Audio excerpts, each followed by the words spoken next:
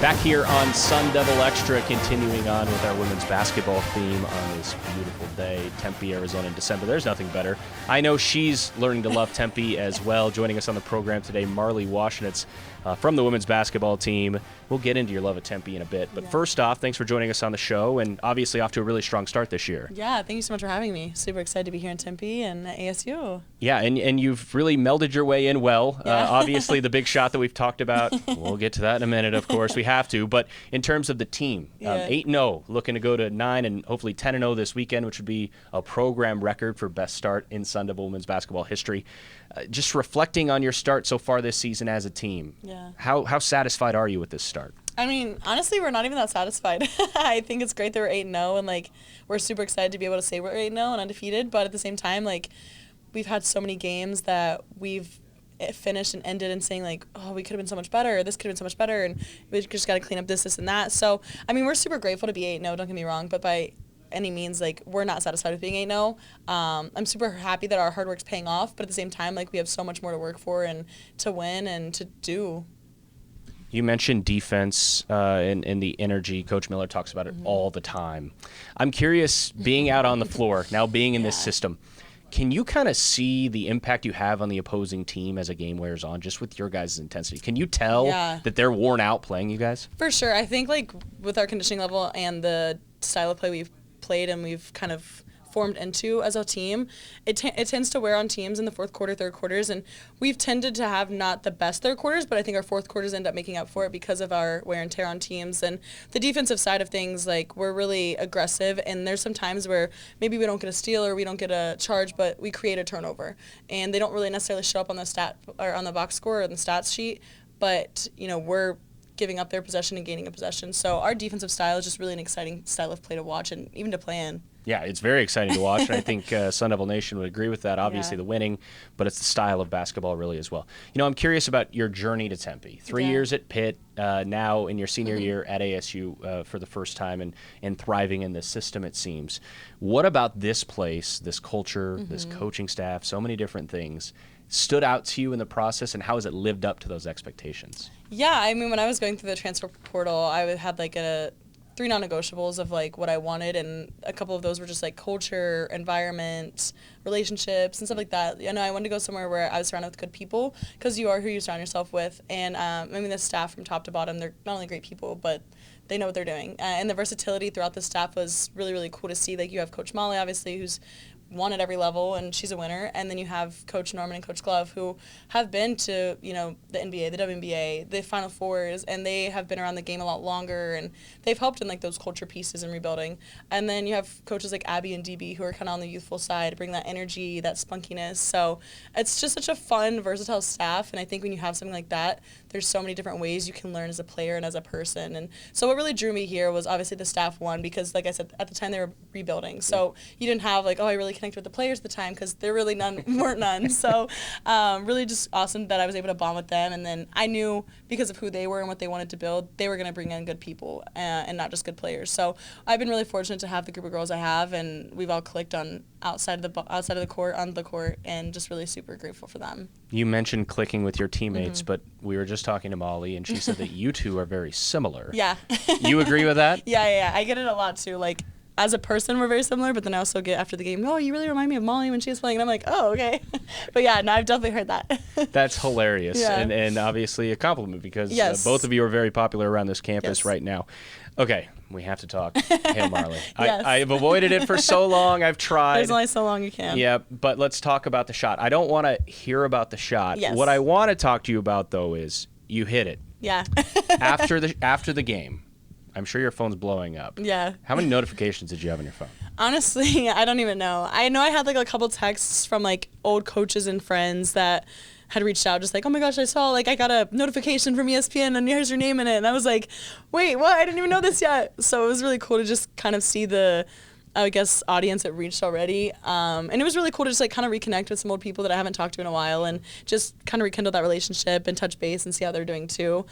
So as much as it was a really cool shot and, time and moment, it was really nice to see kind of what the other side brought of it, and just connecting with other people. And I love getting to know people. I love relationships. So to be able to just reconnect with people was really cool.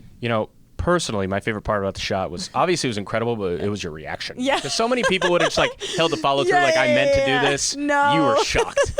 That was the best part about the entire shot for me. I'm one more question about it though, in terms of like these great moments happen in sports, and fans just see the actual moment. Mm-hmm.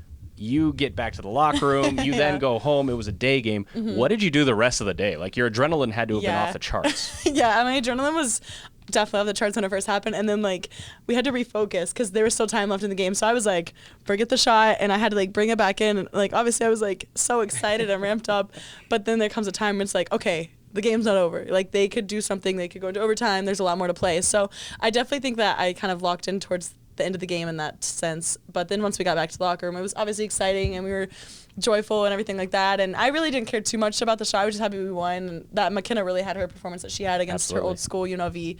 So that was just really happy for her. And then obviously to get a good win against a great team. You know, UNLV is a great team. They make tournament runs almost every year and top of their league every year. So it was just really a great win.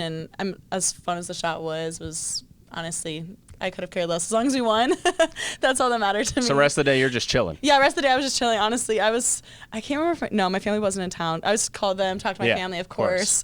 How to get their thoughts and opinions and hear about their reactions as well.